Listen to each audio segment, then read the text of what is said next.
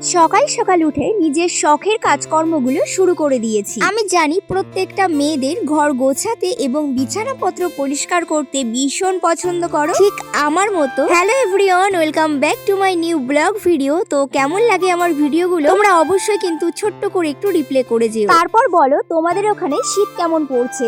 আমাদের এখানে এত পরিমাণ শীত পড়েছে, কালকে আমি আমার বিছানায় ঘুমাতে পারি। সোজা চলে এসেছি মায়ের কাছে। আমি এর আগে কখনো স্কিন কেয়ার ভিডিও নিয়ে তোমাদের সামনে আসতে পারিনি, তাই ভাবলাম আজকে যেহেতু সকাল সকাল উঠে পড়েছি একটু তো স্কিন কেয়ার ভিডিও করতেই হবে। ফাইনালি দেখো ল্যাকমি পিচ মিল্ক ময়শ্চারাইজার, এটা কিন্তু আমার নয়, আমার বোনই এসেছিল রেখে গেছে। এরকম দুই একটা অতিথি আসলে ভালোই হবে, শীতের প্রোডাক্ট গুলো আমাকে আর এক্সট্রা করে কিনতে হবে না। আর বোনু আমাদের বাড়িতে আসার সময় দুই একটা এক্সট্রা প্রোডাক্ট নিয়ে আসবি, কেমন? তাহলে তোর রিয়াকশনটা আমি দেখতেও পারবো আর কমেন্ট করে জানা তোর ফিলটা এখন কেমন হচ্ছে। এত বকবক করতে করতে ঘড়ির কাঁটায় কখন যে 12টা বেজে গেছে আমি নিজেও জানি না। কালকের বাসি চিকেন রয়েছে নিরামিষ অ্যান্ড ভাতে সেদ্ধ দিয়েছিল ব্রিঞ্জাল।